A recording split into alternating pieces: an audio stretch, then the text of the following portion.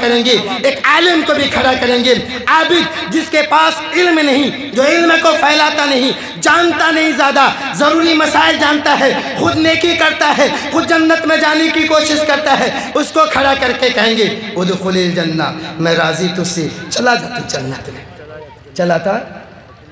لیکن وَيُقَالُ لِلْعَالِمِ، عالم اس کو جب کھڑا کیا جائے گا، یہ جنت کے گیٹ پہ آئیں گے، جلدی جلدی جنت میں داخل ہونا چاہیں گے، اللہ کے نبی صلی اللہ علیہ وسلم فرماتے ہیں اللہ کہیں گے اسبت، ٹھہر جا ٹھہر جا ٹھہر جا۔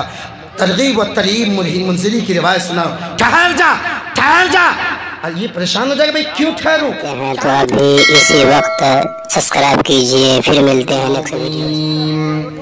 یا رب صل وسلم دائما ابدا على حبيبك خير الخلق كلهم، هو الحبيب الذي ترجى شفاعته لكل هول من الأهوال مقتهم۔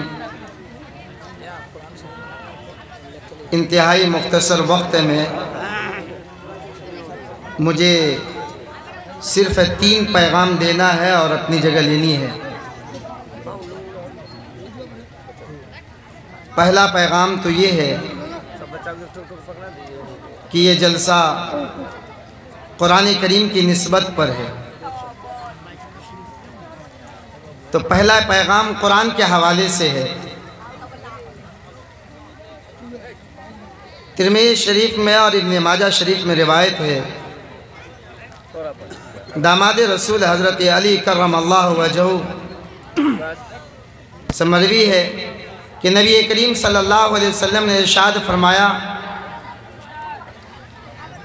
کہ عنقریب بہت سارے فتنے ہوں گے، انہو ستکون فتنہ۔ حضرت علی رضی اللہ تعالیٰ عنہ نے فوراً پوچھ لیا یا رسول اللہ صلی اللہ علیہ وسلم ان فتنوں سے نکلنے کا راستہ کیا ہے؟ پہلے تو ہمیں یہ اس وقت طے کرنا ہے کہ جس زمانے میں ابھی ہم گزر رہے ہیں یہ فتنے کا زمانہ ہے یا نہیں۔ تو اس بات کو ہم اور آپ محسوس کر رہے ہیں اور دیکھ رہے ہیں کہ ہم فتنے کے زمانے سے گزر رہے ہیں۔ آپ لوگ اٹھ کے جا کہاں رہے ہیں؟ بھائی بیٹھیں چند لمحے کے لیے بیٹھیے، سنیے کیا تھوڑی دیر کے لیے بات ہوگی انشاءاللہ، اس کے بعد دل خیر آبادی ہمارے بڑے بھائی تشریف فرمائے، انشاءاللہ بہت اچھی نعت آپ کو سنائیں گے۔ آپ دل کو ہندوستان کے دل سے بلائے ہیں اور دل سے سنے بغیر دل توڑ کر چلے جائیں گے تو یہ اچھا نہیں ہوگا۔ بے شک آپ دل نہ توڑیں، دل کا دل رکھیں اور بیٹھے رہے دل سے۔ بھائی میں یہ کہہ رہا کہ جس وقت ہم گزر رہے ہیں جس زمانے سے، یہ فتنے کا زمانہ ہے یا نہیں، اس بات کو سوچیں۔ تو حقیقت یہ ہے کہ یہ فتنے کا زمانہ ہے، اور یہ فتنہ صرف اب اعمال کا نہیں بلکہ اس سے آگے بڑھ کر ایمان کے فتنے کا زمانہ گزر رہا ہے۔ یعنی ارتداد کی ہوا اس وقت بہت تیزی سے پوری دنیا میں بالعموم اور ہندوستان میں بالخصوص چل رہی ہے۔ اور وہ روایت جو نبی کریم صلی اللہ علیہ وسلم نے ارشاد فرمائی تھی کہ انسان صبح میں مسلمان ہوگا اور شام میں کافر، اور شام میں مسلمان ہوگا اور صبح میں کافر، ہو بہو وہ روایت صادق آ رہی ہے۔ صورتحال یہ ہے کہ اس وقت جو امت مسلمہ ہیں، مرد اور عورتیں، ان میں سے اکثریت ایسی ہے کہ خدا نہ خواستہ اگر سچی پکی توبہ کیے بغیر اللہ کے حضور حاضری ہو جائے تو شاید ہمارا مسئلہ بہت مشکل ہو جائے گا۔ اور اس زمانے میں ایک بات سنیں، اس زمانے میں یہ وقت ہے کہ اس وقت نبی کو آنا چاہیے دل بھائی۔ ایسے ہی فتنے کے زمانے میں اللہ نبی کو بھیجا کرتے تھے، لیکن ہمارا عقیدہ یہ ہے کہ آپ نبی صلی اللہ علیہ وسلم آخری نبی، اب کوئی نبی نہیں آئے گا۔ تو اس قدر فتنے کا زمانہ آپ نے فرمایا تھا کہ وہ فتنے کا زمانہ آئے گا، تو صحابی نے فوراً پوچھا یا رسول اللہ اس فتنے سے نکلنے کا راستہ کیا ہے؟ تو آپ علیہ السلام نے ابن ماجہ کی اس روایت میں فرمایا القرآن، قرآن کریم۔ یعنی قرآن پر ظلم ہونے کی وجہ سے قرآن مظلوم ہو جائے گا، قرآن کا حق ادا نہیں ہوگا، اس لیے صاحب قرآن اس امت قرآن پر اپنا عذاب نازل کر دیں گے، اپنا عذاب نازل کر دیں گے اس امت کی اصلاح کے لیے۔ آج صورتحال یہ ہے نہیں، ایک وقت تھا جب لوگ فجر کی نماز کے بعد گھر سے نکلے، بچے خاموش ہو جاؤ، میرے اس پیغام کو سنیں، مجمع قلیل ہے، مجھے اس کی پرواہ نہیں، لیکن شاید اس مجمع میں اگر ایک بندہ بھی میری بات کو سمجھ گیا اور اس کی زندگی کی قیا پلٹ ہو گئی تو میرا آنا انشاءاللہ مفید ہو جائے گا۔ میں کوئی رسمی تقریر نہیں، میں کچھ پیغام دینے آیا ہوں۔ میں نے 3 پیغام آپ سے وعدہ کیا۔ پہلا پیغام اس امت کی اصلاح کے لیے، آپ کی بقا اور تحفظ کے لیے، مساجد کے تحفظ کے لیے، برقعے کے تحفظ کے لیے، اذان کے تحفظ کے لیے، بلکہ اس ملک کے تحفظ کے لیے اور اس ملک سے بھاگنے سے آپ کے اس ملک میں وجود کی بقا کے لیے جو چیز ہے جسے ہمیں کرنا ہے وہ قرآن کریم کو اپنے دامن میں سمونا ہے، وہ قرآن کریم کو اپنی زندگی میں داخل کرنا ہے۔ نبی کریم صلی اللہ علیہ وسلم نے فرمایا ہے اس فتنے سے نکلنے کا سب سے مضبوط طریقہ یہ ہے کہ ان مسلمان قرآن کو اپنے سینے سے لگا دیں۔ اس پہ میں یہ کہہ رہا کہ بتائیے ہماری دھرمک کتاب، اللہ سے نکلا ہوا وہ کلام جو پوری انسانیت کے لیے ہدایت کے لیے ہے، کیا وہ قرآن آج مظلوم نہیں ہے؟ فجر کی نماز کے بعد جب لوگ نکلتے تھے تو گلی سے جب گزرتے تھے تو کسی گھر سے سورہ یاسین کی تلاوت کی آواز آتی تھی، سورہ رحمان کی تلاوت کی آواز آتی تھی، کہیں سے کچھ پڑھنے کی آواز آتی تھی۔ یہی وہ لوگ ہیں، ہمارے ہی باپ دادا تھے، ہمارے ہی نانا تھے، ہمارے پرکھ تھے۔ آج ہمارا حال یہ ہے، اس امت کے نوجوانوں کا، اس امت کے بوڑھوں کا، اس امت کی عورتوں کا یہ حال ہے کہ اس کی آنکھ جب لگتی ہے، اس دنیا میں جب یہ سوتا ہے، اس کی آنکھ کی روشنائی پہلی آخری مرتبہ جس چیز پر پڑتی ہے وہ موبائل ہے۔ آخری مرتبہ جو سوچتا ہے وہ موبائل کی اسکرین پر چلنے والے تصاویر کو سوچتا ہے۔ یہ امت مسلمہ پر یہ عذاب ہے، ان کے کانوں میں لیڈ ہوتا ہے، کمرہ بند ہوتا ہے، دنیا کا اسکرین کیچ نہیں کرتا۔ وہ یہ سوچتا ہے میری ماں مجھے نہیں دیکھتی، میرا باپ مجھے نہیں دیکھتا، میرا استاذ مجھے نہیں دیکھتا، میرے مصلی مجھے نہیں دیکھتے، میرے امام نہیں دیکھتے۔ ہر ڈنگا کے مسلمانوں، ہر جھوکی کے مسلمانوں، دنیا کا سی سی ٹی وی کیمرہ آپ کی اس حرکت کو چاہے محفوظ نہ کر سکتا ہو، لیکن رب کعبہ کی قسم اللہ کا جو سی سی ٹی وی کیمرہ ہے اس کو نہ کرنٹ کی ضرورت ہے، نہ لائٹ کی ضرورت ہے، نہ روشنی کی ضرورت ہے، نہ اسکرین کی ضرورت ہے، نہ محافظ کی ضرورت ہے۔ وہ دن کے اجالے میں جیسے دیکھتا ہے، عوام میں جیسے دیکھتا ہے، کھلے میدان میں جیسے دیکھتا ہے، رات کے اندھیرے میں بند کوٹری میں لحاف کے نیچے جب ساری دنیا سو رہی ہو اور ہمارا نوجوان اور ہمارے بوڑھے اور ہماری عورتیں اور ہمارے مرد حضرات وہ ایمان کو بیچنے والا، وہ ایمان کو ختم کرنے والا، وہ عقیدے کو بگاڑنے والا، وہ جہنم کی طرف لے جانے والا جو مناظر ہوتا ہے، رب العالمین کا وہ سی سی ٹی وی کیمرہ مکمل طریقے سے محفوظ کر رہا ہے۔ کیا یہ حقیقت نہیں ہے؟ آنکھ بند ہوئی، آخری نگاہ قرآن پر جانی چاہیے۔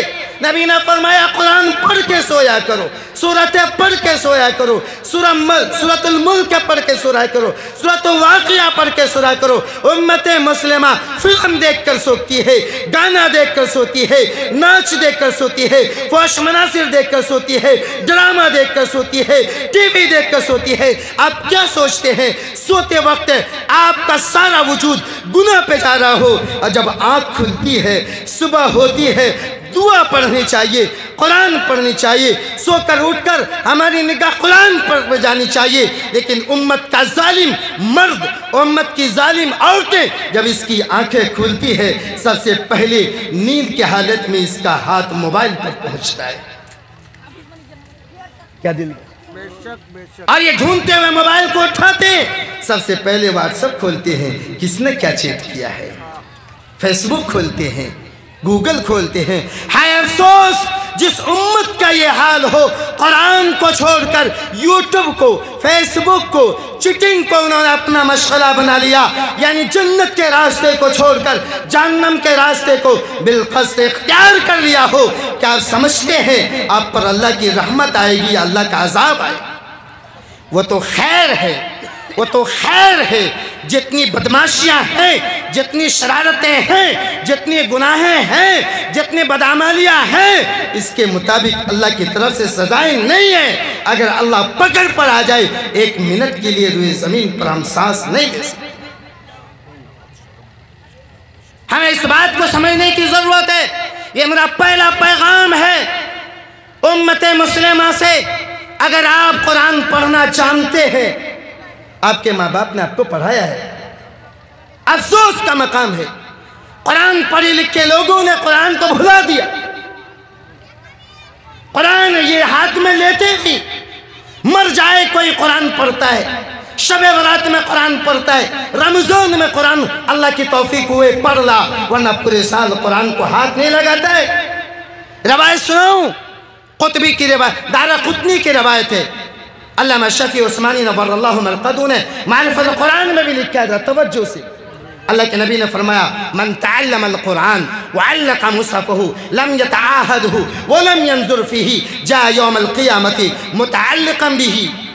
جو شخص قرآن پڑھنا جانتا ہو، اس کے ماں باپ نے سکھایا لیکن دنیا میں قرآن کو پڑھا نہیں، قرآن کو دیکھا نہیں، قرآن کو کھولا نہیں، قرآن کے پڑھنے کی عادت نہیں بنائی، کل قیامت کے دن وہ قرآن اس کے کاندھے پر سوار ہو کر اس کے کان کو اینٹتے ہوئے اللہ کے دربار میں حاضر ہوگا، متعلقاً بھی یوم القیامہ، اور آ کے کہے گا یا رب ان عبدک ھذا اتخذنی محجورا، اے میرے پروردگار آج آپ کی عدالت کی کرسی لگی ہوئی ہے، ہر ظالم کو اس کے ظلم کی آپ سزا دینے والے ہیں، مظلوم کو انصاف دلانے والے ہیں، میں قرآن ہوں، میں آپ کا کلام ہوں، میرے اوپر ظلم ہوا ہے، ان عبدک ھذا اتخذنی محجورا، آپ کے اس بندے نے مجھے دنیا پر ظلم کیا ہے تھا، مجھے پڑھا نہیں تھا، مجھے دیکھا نہیں تھا، مجھے چھوا نہیں تھا، میرے پڑھنے کی عادت نہیں بنائی تھی، انہوں نے مجھے اوپر ظلم کیا ہے، فقضی بینی و بینہو، آج میرے اور اس کے درمیان آپ فیصلہ فرما دیں۔ قرآن کہتا ہے اذ قال الرسول یا رب اتخذ قومی ھذا القرآن مہجورا، یہ تو قرآن کہتا ہے۔ لوگوں اس وقت کیا بنے گی جب قرآن خود مدعی ہو کر ہمارے خلاف دعویٰ دائر کریں گے رب کی عدالت میں، کیا اس وقت ہم بخشے جائیں گے؟ پہلا پیغام، وقت نہیں ہے، تیزی سے پہلا پیغام یہ دے رہا ہوں، میرا پیغام صرف وقتی طور پر آپ کی اصلاح کے لیے نہیں، میری یہ تینوں باتیں آپ کی اصلاح، آپ کے خاندان کی اصلاح، آپ کے اس ملک کی اصلاح، بلکہ ملک کے وجود کی اصلاح، آپ کے بقا کی اصلاح، اسلام کے وجود کی اصلاح کی بات کر رہا ہوں، کہ دشمنوں کی شادی سے اس کے تناظر میں آپ کو بات کر رہا ہوں۔ اگر ملک ہندوستان میں جینا چاہتے ہو، یہاں رہنا چاہتے ہو اور عزت کے ساتھ رہنا چاہتے ہو تو قرآن کے دامن میں آنا ہوگا۔ امت مسلمہ نے قرآن کو چھوڑ دیا ہے، امت مسلمہ اللہ کی رحمت سے دور ہو گئی ہے، اس لیے اللہ نے بھی دشمنوں کے حوالے امت مسلمہ کو کر دیا ہے اور طرح طرح سے مصیبت میں وہ مبتلا کر دیا۔ وقت نہیں ورنہ میں تفصیل سے آپ کو بتاتا کہ اس میں رب العالمین کی قسم، رب کعبہ کی قسم، نہ مودی کی غلطی ہے، نہ یوگی کی غلطی ہے، نہ امت شاہ کی غلطی ہے، اگر کوئی سب سے بڑا مجرم ہے تو وہ امت مسلمہ ہے۔ وہ روایت سنانے کا وقت نہیں ہے، کبھی موقع ملا تو انشاءاللہ پھر سناؤں گا۔ اس لیے اگر اصلاح چاہتے ہیں وہ قرآن پڑھنے والوں جس کے ماں باپ نے قرآن پڑھا طے کر لو، ورنہ یہ قرآن آپ کو بچانے نہیں دے گا، جنت میں داخل ہونے نہیں دے گا۔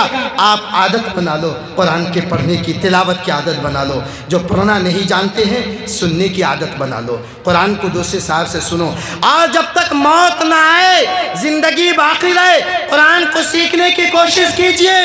میں ایک مفتی ہونے کے ناطے آپ کو یہ فتویٰ سناتا ہوں، اللہ کے دربار میں آپ جائیں گے، آپ قرآن پڑھے ہوئے نہیں ہوں گے اور اللہ پوچھے گا قرآن پڑھا کیوں نہیں، تو آپ یہ کہیں گے میں جانتا نہیں تھا۔ میں آپ کو فتویٰ شریعت کا سناتا ہوں، رب کعبہ کی قسم وہاں پر آپ کا یہ عذر نہیں چلنے والا۔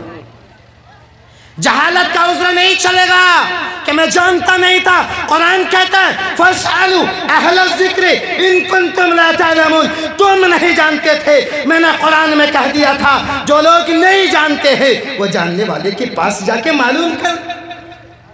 तुमने मालूम क्यों नहीं किया? तुम मिस्त्री 60 साल में मिस्त्री बनते हो, दर्जी 60 साल में बनते हो, खेत का काम 70 साल में सीखते हो, दुनिया का हुनर 72 साल में सीखते हो, और कुरान 72 साल में सीखने का वक्त नहीं। कुरान उम्र ज़्यादा हो जाए सीखने की तौफीक नहीं, इसलिए ये उज़्र नहीं चलेगा। कुरान जब तक ज़िंदगी है जमात में जाकर, मस्जिद के इमाम के पास जाकर, अपने घर के हाफिज़ के पास जाकर, जानने वालों के पास जाकर कम से कम 5-10 सूरतें ज़रूर सीख लिया करो, जितना हो सके कुरान को पढ़ लिया करो। करेंगे इस पर अमल इंशाअल्लाह, ये पहला पैगाम है। कुरान पर अमल करेंगे, कुरान को ताक की ज़ीनत मत बनाओ, रोज़ाना पढ़ो, चाहे 5 लाइन पढ़ो, चाहे आधा सफ़ा पढ़ो। इंशाअल्लाह जब उम्मत मुस्लिमा कुरान के दामन में आएगी, अक्सर उम्मत मुस्लिमा कुरान से चिमट गई, रब्बे काबा की कसम मुल्क की तकदीर बदल जाएगी, हिंदुस्तान की तकदीर बदल जाएगी, इसमें इनकलाब आ जाएगा। सारे जालिम और दुश्मनान के दिलों में अल्लाह मोहब्बत पैदा कर देंगे, और भगाने वाले हमें यहाँ बसाने पर, हमें रखने के लिए वो मजबूर होंगे। ये सूरत हाल होगी जब हम कुरान के दामन में आएंगे। अल्लाह हमें इस पैगाम पर अमल करने की तौफीक नसीब फरमाए। ये पहला पैगाम। दूसरा पैगाम, हमारा दुश्मन ये चाहता है कि उम्मत मुस्लिमा का ईमान और उसका आमाल उसकी ज़िंदगी से निकल जाए। तो कैसे निकले? तो जानता है कि जब मरीज़ को डॉक्टर से दूर कर दिया जाता है तो मरीज़ तड़प तड़प कर मर जाता है। क्या दिल में? मरीज़ को डॉक्टर से दूर कर दिया जाए तो मरीज़ तड़प तड़प कर मर जाता है। मेरे भाइयों, उम्मत मुस्लिमा ये मरीज़ के दर्जे में है, और इस उम्मत के उलमा ये डॉक्टर के दर्जे में है। दुश्मन की साजिश ये है, उसकी अंतक कोशिश ये है, उसका मुनज़्ज़म साजिश तरीक़ा ये है कि किस तरीके से उम्मत के अवाम को उम्मत के उलमा से काट दिया जाए। आप इस बात को समझें, आप इस बात को समझें, उम्मत के उलमा से उम्मत के अवाम का रिश्ता कट दिया जाए, यानी डॉक्टर से मरीज का रिश्ता तोड़ दिया जाए तो मरीज मर जाता है, वैसे उम्मत के अवाम का उलमा से रिश्ता काट दिया जाएगा कि ये उम्मत ईमान और आमाल के एतबार से ख़त्म हो जाएगी। ये तय है। इसलिए अल्लाह के नबी सल्लल्लाहु अलैहि वसल्लम, आगे मैं बतलाने जा रहा हूँ, एक हदीस का कि ये पैगाम सुना देता हूँ। अल्लाह के नबी सल्लल्लाहु अलैहि वसल्लम ने उम्मत के उलमा से अवाम के रिश्ते को जोड़ने के लिए 4 तरीक़ा नजात का बतलाया है। इससे पहले एक और रिवायत मुस्नद अहमद की सुना दो। लोगों, आप जानते हैं कि आसमान में सितारे हैं, आसमान में सितारे हैं। ये आसमान के सितारे का काम है, अब तो लाइटें आ गई, बिजली आ गई और बहुत कुछ हो गया। पहले ज़माने में जब कुछ नहीं था तो लोग सफ़र करते थे वो सितारे की रोशनी से, सितारे की रोशनी से रास्ता तय करते थे, किधर पश्चिम है, किधर पूरब है, कहाँ पूर्णिया है, कहाँ दरभंगा है, किधर जाना है, वो उस रोशनी से करते थे। अगर वो रोशनी ना हो, रात अंधेरा हो, लोगों के लिए सफ़र करना मुश्किल हो जाता था। सुनो, अल्लाह के नबी सल्लल्लाहु अलैहि वसल्लम ने इरशाद फरमाया, अनस इब्न मालिक रज़ियल्लाहु अन्हु से रिवायत है, अल्लाह के नबी ने फरमाया, इन्ना मसलल आलिम फिल अर्दि कमसलिन नुजूमि फिस समाए। लोगों, जिस तरीके से आसमान में सितारे की हैसियत है, सितारे के हैसियत से लोग खुशकी में और तरी में रास्ता मालूम करते हैं, मुसाफिर मंजिल तक पहुंच जाता है, भटकता नहीं है, ठोकरें नहीं खाता है, गलत रास्ते पर नहीं जाता है। लोगों, इसी तरीके से सर्वे ज़मीन पर अल्लाह ताला ने उलमा को बनाया है। ये सितारे के मानिंद है, ये सितारे के मानिंद है। जब तक इस सितारे की रोशनी में आवाम चलती रहेगी, मुसलमान चलते रहेंगे, ये गुमराह नहीं होंगे, राय रास्ते से नहीं हटेंगे, ये जन्नत की तरफ जाने वाले होंगे, ये जहन्नम की तरफ जाने वाले नहीं बनेंगे।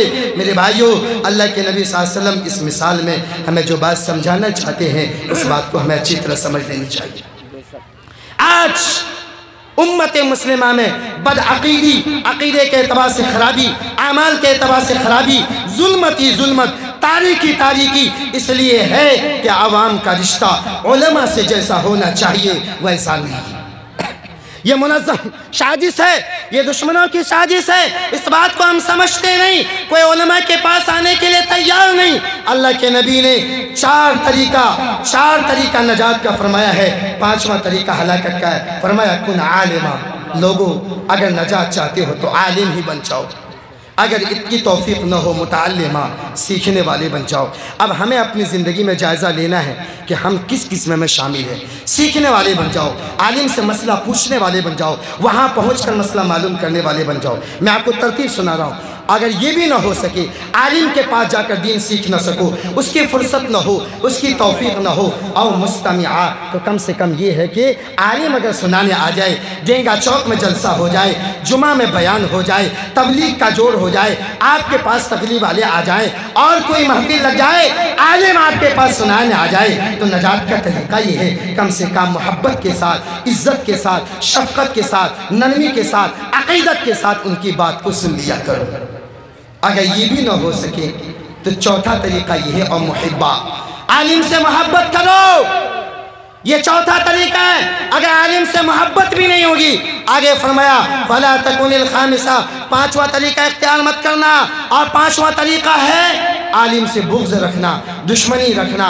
بھائیو، علماء سے تعلق کا، علماء سے تعلق کا، علماء سے محبت کا اور علماء سے قریب رہنے کا کیا فائدہ ہے، اس کے لیے میں ایک روایت سناتا ہوں۔ حضرت جابر بن عبداللہ رضی اللہ عنہ سے روایت ہے، الترغیب والترہیب، علامہ منذری کی کتاب ہے۔ ابھی ایک حافظ قرآن بھی، الحمدللہ 6 حافظ قرآن۔ آپ نے بارہا یہ روایت سنی کہ ایک حافظ قرآن اگر عامل بالقرآن ہے تو کل قیامت کے دن اپنے خاندان میں سے 10 ایسے آدمی جن کے لیے جہنم واجب ہو چکی ہوگی، ان کے لیے سفارش کرے گا، اللہ ان کے سفارش کی وجہ سے جنت عطا فرمائیں گے۔ آپ نے اتنا تو سنا۔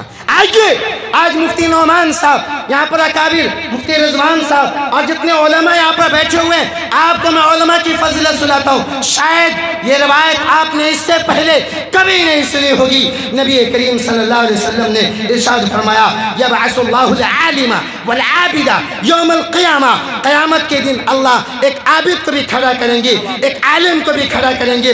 عابد جس کے پاس علم نہیں، جو علم کو پھیلاتا نہیں، جانتا نہیں، زیادہ ضروری مسائل جانتا ہے، خود نیکی کرتا ہے، خود جنت میں جانے کی کوشش کرتا ہے، اس کو کھڑا کر کے کہیں گے ادخل الجنہ، میں راضی تجھ سے، چلا جا تو جنت میں چلا تھا۔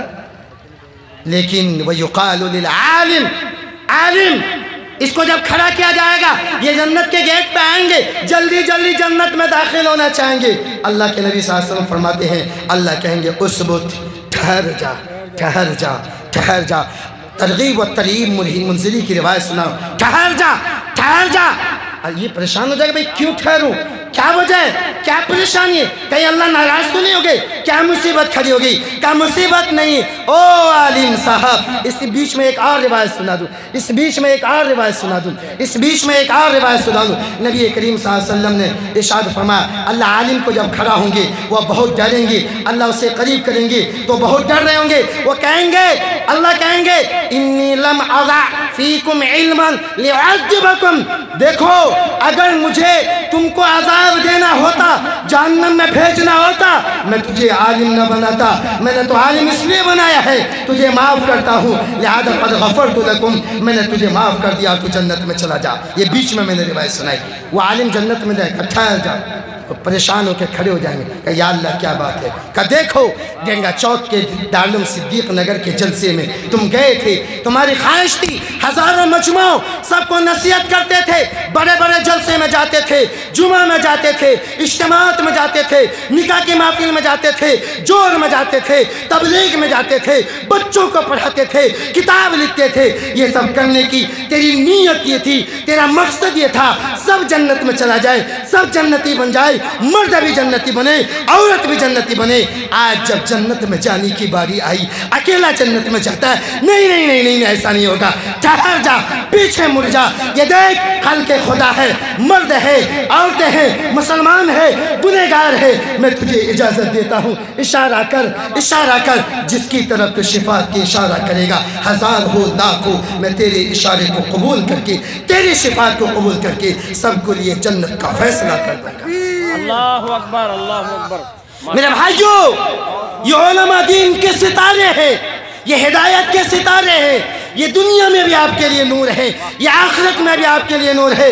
اس ملک میں اگر دین کو بچانا ہے، اسلام کو بچانا ہے، مساجد کو بچانا ہے، مدارس کو بچانا ہے، رب کعبہ کی قسم مشرکین دشمنوں کے اس سازش کو ناکام کرو اور علماء سے اپنا رشتہ جوڑو۔ وہ کاٹنے کی کوشش کرتے ہیں، ہم جوڑنے کی کوشش کریں۔ آپ جڑ جائیے، انشاءاللہ آپ بھی محفوظ رہیں گے، آپ کا ملک بھی محفوظ رہے گا، آپ کی نسل بھی محفوظ رہیں گے، کریں گے انشاءاللہ۔ ہاتھ اٹھا کے وعدہ کیجئے، ہاتھ اٹھا کے وعدہ کیجئے۔ مر جاؤ، مرتے وقت بیٹے کو نصیحت کرنا، بیٹی کو نصیحت کرنا۔ بچی سنو، جب تک حیات رہے تمہیں علماء سے، عالم سے جڑ کے رکھنا ہے، اس کی محبت کرنی ہے، اس سے پوچھ کر زندگی گزارنا ہے۔ یہ وصیت کی میرا یہ دوسرا پیغام ہے، آپ اس پر عمل کریں گے انشاءاللہ۔ تیسرا پیغام منظم سازش کے تحت ظالموں کو بتلایا گیا اور ہم جیسے مولوی کو انہوں نے خریدا ہے۔ اللہ معاف فرمائے، ظالموں نے ہم جیسے مولوی کو خریدا ہے اور ان سے کہا آپ یہ بتاؤ ملک ہندوستان سے اسلام کو مٹانا ہے، آخر اس کا طریقہ کیا ہے؟ تو انہوں نے کہا فیکٹری بند کر دو، مارکیٹ میں مال ہی نہیں آئے۔ بات سمجھتے؟ کہا فیکٹری بند کر دو مارکیٹ میں۔ جب صابن کی فیکٹری بند ہو جائے تو بتائیے صابن کے جو کہ ہاتھ کے دکان میں صابن آئے گا؟ کہا دیکھو یہ مسجد میں اذان، یہ عورتوں پر برقع، یہ چہرے پہ داڑھی، یہ سر پر امامہ اور ٹوپی، یہ بدن پر اسلامی شعار، یہ سلام، یہ نماز، یہ دعا، یہ روزہ، یہ زکوٰۃ، تو اس لیے ہے کہ اس کی فیکٹری مدرسہ زندہ ہے۔ اس کی فیکٹری کیا ہے؟ مدرسہ ہے، مدرسہ زندہ ہے، یہ فیکٹری ہے، اسلام بننے کا فیکٹری ہے۔ یہاں اسلام کے سپاہی بنتے ہیں، یہاں اسلام کے ڈرائیور بنتے ہیں، یہاں اسلام کے کارندے بنتے ہیں۔ لہذا اس مدرسے کو کسی نہ کسی طریقے سے بند کرنے کی کوشش کرو، تم کامیاب ہو جاؤ گے۔ ظالموں نے کوشش کئی مرتبہ کی، ناکام ہو گئے۔ ابھی ایک سروے کی کوشش ہوئی، الحمدللہ اس سروے سے مدرسے کا فائدہ ہی ہو گیا۔ اللہ کا فضل ہے۔ کرو اِنَّا نَحْنُ، اسلام کی فطرت میں قدرت نے لچک دی ہے، یہ اتنا ہی ابھرے گا جتنا کہ دباؤ گے۔ ارے بھائی اس دنیا کے بنانے سے پہلے اللہ نے اعلان کر دیا اِنَّا نَحْنُ نَزَّلْنَا الذِّكْرَ وَإِنَّا لَهُ لَحَافِظُونَ۔ قرآن میرا کلام ہے، قرآن میرا کلام ہے۔ مدرسے میں قرآن پڑھایا جاتا ہے۔ مدرسہ مفتی نعمان کا نہیں، مدرسہ اللہ کا گھر ہے، مدرسہ رسول اللہ کا گھر ہے، اور اللہ نے اپنے قرآن کی حفاظت کا، قرآن کے پڑھائے جانے والی جگہ کی حفاظت کی، نگرانی کی ذمہ داری لی ہے۔ جس کی ذمہ داری خدا دے اس کو دنیا کی کون سی طاقت بجھا سکتی ہے؟ تیسری منظم سازش یہ ہے کہ ملک کے مدرسے کو ختم کرو۔ یہ آخری پیغام دے کے میں اپنی بات کو ختم کر رہا ہوں۔ ہم یہ طے کریں، امت مسلمہ کا مرد، امت مسلمہ کی عورت یہ طے کرے ہمیں آدھی روٹی کھانا ہے، روکھی سوکھی کھانا ہے، اپنی محنت کی کمائی کے پیسے کو ان مدرسوں میں دے کر ہمیں اس مدرسے کو زندہ رکھنا ہے۔ اگر آپ اس ملک میں زندہ رہنا چاہتے ہیں، دیکھو برطانیہ کی تاریخ، برما کی تاریخ اور قرطبہ کی تاریخ، ملک شام کی تاریخ اور برما کی تاریخ کو دیکھو۔ یہاں سے اسلام کو جب مٹانے کی کوشش ہوئی، سب سے پہلا حربہ اور مضبوط حربہ یہ ہوا کہ وہاں سے مدارس کو مٹایا گیا۔ اس لیے امت مسلمہ کی مائیں بھی، امت مسلمہ کے مرد بھی یہ طے کرو ہم مر جائیں گے، گردن کٹانے کی ضرورت پڑے گی، گردن کٹا دیں گے، ذلیل ہونے کی ضرورت پڑے گی، ذلیل ہو جائیں گے، اولاد کو قربان کرنے کی ضرورت پڑے گی، اولاد قربان کر دیں گے، جیل میں جانے کی ضرورت پڑے گی، جیل کے خانے میں چلے جائیں گے، لیکن ہم اپنے مدرسے پر اور مکتب پر کبھی بھی آنچ آنے نہیں دیں گے۔ نعرہ تکبیر! نعرہ تکبیر! دارالعلوم صدیق نگر مہنگا چوک، علماء کرام، مفتی راسخ الاسلام۔ بھائیو میں آپ کا دور کا نہیں، اگرچہ بنگال میں رہتا ہوں لیکن آپ کے قریب بھیٹی کا رہنے والا ہوں۔ مفتی نعمان صاحب بہت شروع سے ہم سے جڑے ہیں الحمدللہ۔ یہ دارالعلوم صدیق نگر ڈینگا چوک اور بھی بہت سارے مدرسے ہیں، لیکن مجھے اس مدرسے سے امید روز اول سے ہے، اور الحمدللہ میں اس ادارے سے محبت بھی کرتا ہوں۔ اور آپ اس قلیل عمر میں 3-4 سال کی مدت میں آپ دیکھ رہے ہیں کہ الحمدللہ کئی درجن حفاظ، اچھے حفاظ یہاں سے تیار ہو چکے ہیں۔ اور میں جانتا ہوں کہ یہاں کے اساتذہ کس قدر باصلاحیت اور کس قدر محنتی ہے۔ میں ان سے کہتا ہوں کہ الحمدللہ آپ تو ٹھکری باری کے اساتذہ کا ایک مثال قائم کر دیے، اور اس کو الحمدللہ حضرت مفتی صاحب بہت بہترین تنخواہ دیتے ہیں۔ میں کہتا ہوں کہ شاید کسی مدرسے میں اتنی اچھی تنخواہ استاذ کو نہ ملتی ہو، فیسلٹیز۔ آپ یہاں کی تعلیمی ترقی کو دیکھ رہے ہیں۔ میں اطراف اس کے ارد و گوار کے لوگوں سے یہ کہنا چاہتا ہوں، آپ کو یہ دارالعلوم صدیق نگر کو جامعہ رحمانیہ منگیر بنانا ہے، دارالعلوم کو دارالعلوم دیوبند بنانا ہے، آپ کو اس کو ادارہ فیض القرآن ٹھکری بنانا ہے۔ آپ اس کے لیے تیار ہیں؟ ہاتھ اٹھائیے، ہاتھ اٹھائیے۔ میں نے ان سے کہا مفتی صاحب حفظ نہیں، آپ کے کلاس میں انشاءاللہ دور حدیث تک کی تعلیم ہونی ہے، انشاءاللہ میں آپ کے ساتھ ہوں۔ ایک وقت آئے گا یہی جگہ ہوگی اور انشاءاللہ یہی مسجد کا سیان اسٹیج ہوگا اور یہ سامنے کا مجمع ہوگا، اور یہیں پہ انشاءاللہ ثم انشاءاللہ علماء کی دستار باری جائے گی۔ یہ گنہگار، یہ سیاکار، یہ عاشق، یہ بدنام زمانہ یہ دعا دے رہا ہے۔ مجھے امید اللہ کی ذات سے کہ میری یہ دعا انشاءاللہ قبول فرمائے۔ لیکن میں آپ سے کہنا چاہتا ہوں، آپ سے قریب یہ مدرسہ ہے، دنیا کے ہر کونے میں ہر امت سے قریب جو مدرسہ ہو اس کو وہ سنبھال لے، دنیا کے مدرسے سنبھل جائیں گے۔ قریب والوں کا زیادہ حق ہوتا ہے۔ اس لیے میں آج آپ سے کہنا چاہتا ہوں، آپ اس ادارے کو اپنا ادارہ سمجھیں، اس کو اپنی روح سمجھیں۔ بغیر مسجد کے، بغیر مدرسے کے امت مسلمہ کی حالت ایسی ہے جیسے کہ بغیر پانی کے مچھلی کی حالت ہوتی ہے۔ یاد رکھیں، مچھلی کو پانی نہ ملے تڑپ تڑپ کر اس کو مر جانا ہوتا ہے۔ امت مسلمہ کے آس پاس میں اگر مدرسے نہ ہو اور مسجد نہ ہو، وہ امت مسلمہ مسلمان ہو کر نہیں، مرتد ہو کر مرنے والی ہے۔ اس لیے آپ کی ذمہ داری، میں آپ کو یہ ذمہ داری دے کے جانا چاہتا ہوں، ادارہ دارالعلوم صدیق نگر کا کوئی سفیر، کوئی استاد کسی بھی سیزن میں، کسی بھی موقع پر، کسی بھی وقت میں، چاہے جلسے کا وقت ہو، دان کا سیزن ہو، کوئی اور سیزن ہو یا رمضان کا وقت ہو، اگر یہ آپ کے پاس جائے اور دامن کو پھیلائے کہ حفاظ کے لیے دے دو، عالم کے قاری کے لیے دے دو، استاذ کے لیے دے دو، تعمیر کے لیے دے دو، میں آپ کو یہ وصیت کر رہا ہوں، یہ نصیحت کر رہا ہوں، آپ اس ملک کو بچانے کے لیے، اپنے ایمان کو بچانے کے لیے، ملک میں واقع میں رہنے کے لیے آپ دل کھل کے اس کا تعاون فرمائیے۔ کریں گے انشاءاللہ۔ یہ آخری پیغام ہے، یہ آخری پیغام ہے۔ امت مسلمہ طے کر لے، ہمیں مکاتب کو اور مدارس کو زندہ رکھنا ہے 2 طریقے سے۔ نمبر 1 ان کو چندہ بھی دینا ہے، نمبر 2 ان کو بچہ بھی دینا ہے۔ اگر آپ نے صرف چندہ دیا تو پڑھنے والا کہاں سے آئے گا؟ آپ کو چندہ ڈبل دینا ہے، آپ کا جگر گوشہ یہ بھی چندہ آنا چاہیے اور آپ کا مال بھی چندہ آنا چاہیے۔ سنو، ان اموالکم و اولادکم فتنہ، یہ دونوں فتنہ ہے، یہ دونوں فتنہ ہے۔